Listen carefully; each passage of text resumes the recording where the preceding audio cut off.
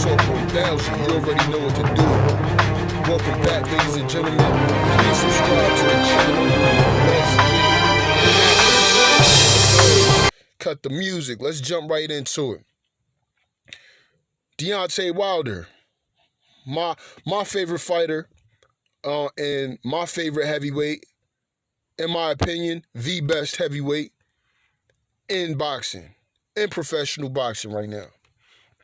So I just wanted to come on here and break down his interview that he had very candidly.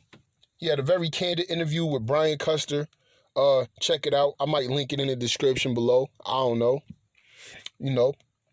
But it was a good interview, man. I like Brian Custer's interviews, man, because he seems to like fighters, especially the black fighters, can relax. They feel more relaxed when they with him. You know what I'm saying? They don't have to watch what they say. They don't have to be so politically correct all the time. They relax, and you get better interviews like that, in my opinion, man, because you can ask the tough questions, and it's just like talking to somebody on the phone. You know what I mean? You're very comfortable. You're very relaxed. You don't have to, So anyway, a good interview by Brian Custer, and I just wanted to break it down a little bit. So Deontay Wilder claims that he is still training and that he will be back in either January or February. Claims that he's not waiting on Tyson Fury, all right? He also gave his thoughts on the bridgeweight title, right? So basically the WBC has a new belt from the 200 to 224 pound weight limit. All right. Now, it says the idea comes from a young man named Bridger Walker who saved his sister from a dog attack. All right. So long story short, Wilder was like, nah, B, I'm good. You know what I'm saying? I'm a heavyweight. I'm on the stick to being a heavyweight and doing what heavyweights do. He basically, without calling it bullshit, he basically called it bullshit. He was like, look, sanctioning bodies is just doing whatever they can do, finding more ways to try to make money. Every time you have a belt, for people who don't know, every time you have a belt, you have to pay sanctioning fees. Last number I heard, I'm not sure, could be different, could be more, could be less. Last figures I heard was $250,000, I think, per year, per belt. So that shit can get expensive. You know what I'm saying? Just having the belt, you have to pay to become champion. This is why a lot of fighters, when it comes to satisfying mandatory obligations and this and that, they'll get rid of the belt. Belts really don't mean shit anymore because, first of all, there's too many belts, in my opinion. And then, the belts that there are, you got to pay $250,000 just to have it. So it ain't worth it. But anyway, that's besides the point. So Brian Custer goes on to ask him. He said, he went directly into it. That's why I fucks with Brian Custer. Brian Custer, he keep it funky, bro. He was like, look, what's up with the excuses, B? Now, he ain't say it like that, but basically he was like, look, you said after the fight, in your post-fight interview, you was like, yeah, the best man won tonight. What changed? and Wilder went on to say, he was like, well, what changed is, Fury's a cheater. Fury always been a cheater. He has a history of cheating in training camps, even in professional fights. There's one fight at the beginning of the fight where the referee actually had to check his gloves. He was like, hey, he was pulling on his gloves. He's like, yo, what's going on over here? Tell your corner to come fix this real quick. You know what I'm saying? So, I mean, he got caught using steroids. Deontay Wilder actually went on to say, and this is all proven, the steroid use, the gloves, this is not alleged. These ain't allegations. This is all shit, proven shit you can look up on YouTube or on any type of boxing forum you want to do your own research. You know what I'm saying? So he basically was like, he got a rap sheet for cheating, and there's still no explanation for the gloves. You know what I'm saying? He said that they train. This is Wilder saying that one of somebody in Fury's camp told his camp, like, yeah, we train with egg weights. They put weights in his hands in the boxing gloves in order to put more power into the punches to build up his confidence, going into a fight. So he feels that was the case. You know, he had egg weights. Now, I don't know how that would work. That's kind of like, I mean, after the fight, they do take your gloves off in the ring. You know what I mean? When you're doing your post-fight interview, you would see an egg weight, I'm sure.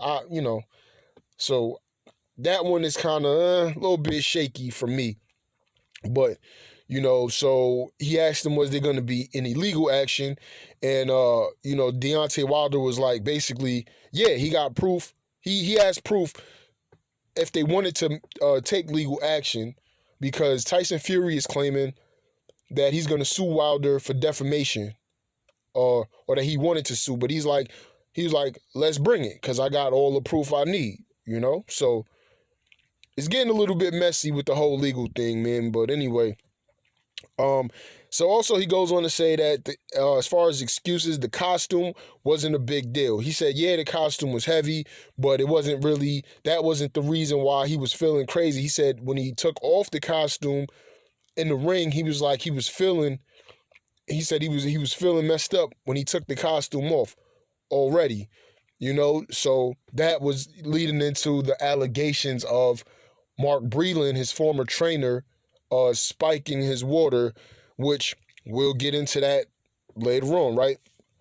So, yeah, he goes on to talk about how boxing is corrupt and it's racist, and that's why things get let go. You know what I mean? He said people forget about it, act like shit never happened, you know, because money talks. He said a lot of people have vested interest in these fighters and in these fights, in these sporting events, period. So nobody's going to basically come out and straight out admit any wrongdoing. All right? So, basically, the reason why he's mad at Breland, the real reason why he's mad at Breland is because he told Breland in his camp and everybody in his camp, never throw in the towel. Never throw in the towel. You know what I'm saying? And Deontay Wilder is a warrior, man. You see that shit. Deontay Wilder just want to go in there and throw hands. He want to fight you at your best. You know what I'm saying? Like, he's very honest, bro. He's a very honest dude, man. He's very, like, simple. You know what I'm saying? And I don't mean that in a disrespectful way. He's just a simple, honest dude, man. Like, there's no smoke and mirrors with him, man. You just going to get what it is. And he said point blank, period. I told him I want to die on my shield, bro. I will die in this boxing ring, you know, because he's trying to kill somebody. He ain't going to come out and say that no more like he did last time for the backlash but he trying to kill you, you trying to kill him. He don't give a fuck. You know what I'm saying? So he said never throw in the towel. That was a direct order. And if you work for somebody and they give you a direct order, and you don't follow that order, you make your own executive call, what happens? You get reprimanded at least, you know what I'm saying? Or you could get fired, you know what I'm saying? No ifs, ands, or buts about it. So he said, yeah, I lost the fight because that simple action of you throwing in the towel, calling the fight off, that cost me the fight, period. Hey, I'm with him on that. I'm with Deontay Wilder on that. So Brian Custer is trying to lead him on. He's like, well, we seen you bleeding and nobody wants to see the champ get knocked out. You know what I'm saying? I'm like, bullshit. Bullshit. That's what you watch heavyweight boxing for. What are you talking about? You watch heavyweight boxing to see your man get knocked out, to see somebody get knocked smooth out. That's what you watch it for. What you talking about? Oh, nobody wanted to see you was looking like you was hurt. Nobody wanted to see you get beat up like that, champ. Deontay Wilder was like, bullshit, that's exactly what you watching boxing for. And I agree. You know what I'm saying? These is two heavyweights throwing punches at each other's head. You know what I'm saying? Other fighters. And he said that, and this is to Deontay Wilder's credit, he said other fighters, you know, they get told when they get to their corner, hey, champ, it ain't looking good, man. You need to do this and do that. And, you know, there was no talk like that. It was just like, oh, he getting beat up. Let me throw in the towel, you know. So, hey, only Deontay Wilder knows his relationship with Mark Breland. You know what I mean? So I can't come on here and say whether he was in the right or he was in the wrong, but this is a fact that Mark Breland is the reason Deontay Wilder lost that fight. Mark Breland, don't matter what happens in the ring. Mark Breland doesn't throw that towel in, Deontay Wilder is still in the fight. Whether he wins it or not, whether he gets knocked out or not, is irrelevant. Mark Breland gave you that L. You know what I'm saying? Period. So that was his point on that, So then Brian Custer says, well, why not the same energy with Jay Diaz? Jay Diaz or JD's, I don't know how you pronounce it, but that's his other trainer, I guess. And he was like, well, he said he screamed on JD's, he basically gave JD's a piece of his mind or whatever, but he said allowing the loaded gloves was not worse than calling a fight, because JD's was in charge of watching the gloves being wrapped and, watching the handling of the gloves. So, yeah, how did you let that happen? You know what I'm saying? That's a very interesting point. How did you let that happen? But he said that letting the gloves in wasn't like the reason he lost. The reason he lost was because the damn towel got thrown in. You know what I'm saying? So now I have to kind of disagree with Wilder on that, right? Because the gloves, you should treat JD's with the same amount of disdain that you treated Mark Breland, because you had one job, bro. That's like if you're a security guard, right? You working as a security guard, you working the night shift. Your one job is to sit there and watch the cameras and make sure nobody comes in unauthorized. That's your only job, bro. So you in the locker room, or you're supposed to be in the locker room while those gloves are being handled, right? The gloves are being mishandled. And what are you doing? Sitting there chatting it up, laughing, talking about football? Like, what's going on? These dudes are fucking up. You know what I'm saying? Your fighter is getting his ass beat because his hands are improperly wrapped, and you are supposed to be overseeing that. So, in my opinion, if you're going to fire Mark Breland, you should have fired JD's as well. So that one right there, I kind of have to disagree with, I got to disagree with Wilder on that, man, But anyway, so he talked about how Jack Reese, basically woke up Tyson Fury. When people that's less hurt than that, they get the fight waved off. You know what I'm saying? And I agree, man. There has been plenty of fights where a motherfucker get knocked out, get hit, and he's cold out, before he hit the floor, all that, and there's not even a count, bro. There's not even a count. Jack Reese, the referee in the first Wilder Fury fight, he walks up to Tyson Fury, and basically he wakes him up. I mean, that's what it seems like. He counting, he's yelling in his ear. That was a very super long count. It was over exaggerated, and that shit wasn't necessary. We just watched the Terrence Crawford versus Kell Brook fight. Kell Brook didn't even touch he didn't even touch the floor. Really, he got knocked into the ropes and he was getting beat up and all that, and boom, they just stopped the fight. Stopped it. Tyson Fury was on his back, eyes rolling behind his head. You know what I'm saying? Looked like he was in a coma, bruh. And he still gets the benefit of an 8 count. You know what I'm saying? A 9 count. That's ridiculous, bro. That's ridiculous. So he's talking about now, they said, talking about getting the fight waved off or rescheduled or whatever. Deontay Wilder wants to do some legal action, because he's like, dude, this is an obligation. This is not you ain't doing me a favor. You're supposed to. We already, you agreed to this third fight already in the last contract. So now, because I'm making these allegations against you, that still don't give you no right to, not proceed with your obligation. And I agree with that. That's a fact, you know. And he went on to say how he put money in Fury pockets that first time, which is a fact, you know. Fury's irrelevant. Fury was irrelevant, you know. In my opinion, man, I mean, Tyson Fury needs Deontay Wilder. Deontay Wilder brought the heavyweight division back. Nobody cares about AJ. Nobody cares about Fury. Nobody cares about Dillian White. Nobody cares about, name them. Name them. You know what I'm saying? The only person people care for in the heavyweight division is Deontay Wilder, and that's a fact. You know what I mean? So he's like, yo, look, you need to honor that trilogy, basically, and I agree. You know what I mean? So he basically goes on to say that older fighters, other veteran fighters in the game, he didn't name anybody, but he said basically they confirmed, like, yeah, bro, like, you was set up. You know what I mean? Somebody got in his ear. He's like, there's a lot of old school tactics and things that people do, you know, and he didn't get in depth with it, but you can imagine what the conversation was like. You know, one of the OG heavyweight boxers is like, yeah, you know, these are the tactics and this is what it sounds like.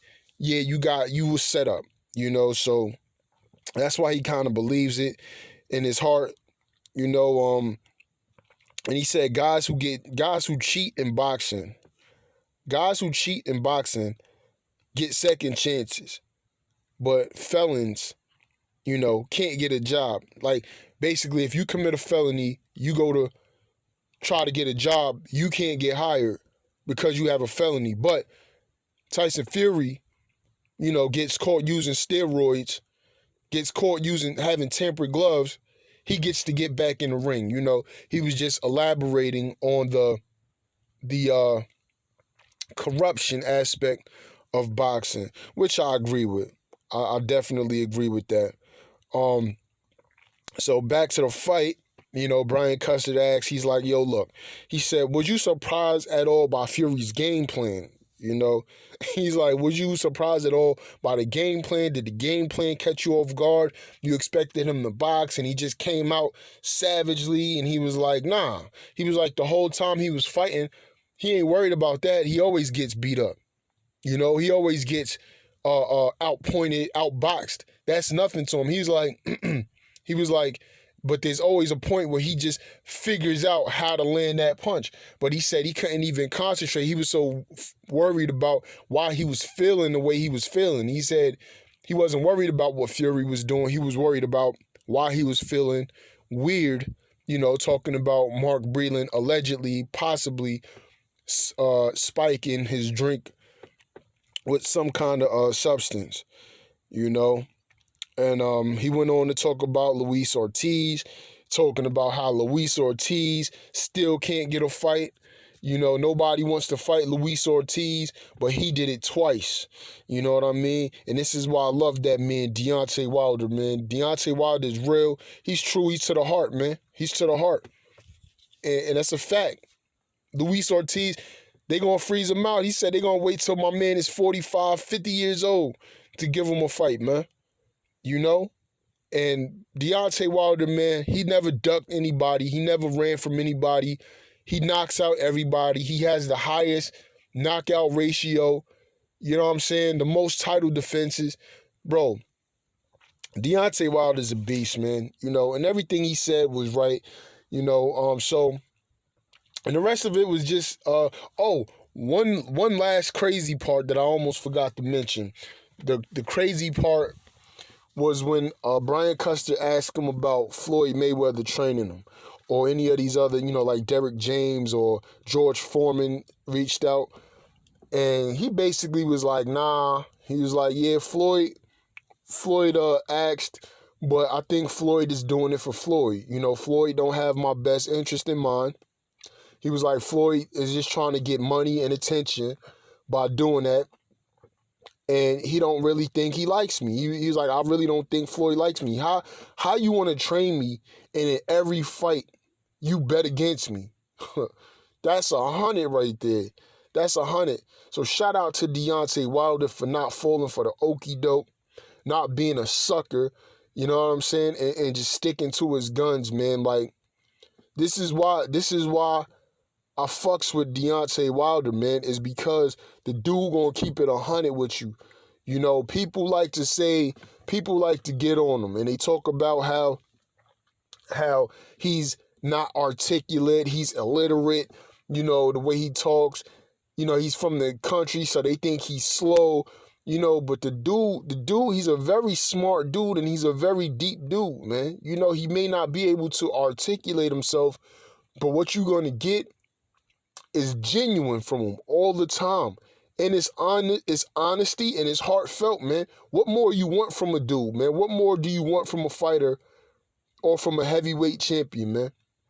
You know what I mean? So, yeah, in this corrupt sport, in this dirty, brutal sport called boxing, man, that we love, you know what I'm saying? Deontay Wilder, he's a breath of fresh air, bro. He really is, man. You know what I'm saying? So, I'm just happy to hear the man come out talking about he got a fight coming up soon, you know, or he's expecting to be in the ring, you know, by January or February. I'm looking forward to it. I hope that it's Tyson Fury. Doesn't look like it's going to be, because they're going through some, you know, back and forth right now, but we'll see. We'll have to see what happens, man. But shout out to Deontay Wilder. Y'all let me know what y'all think in the comment section. Bro Talk 1000, I'm out.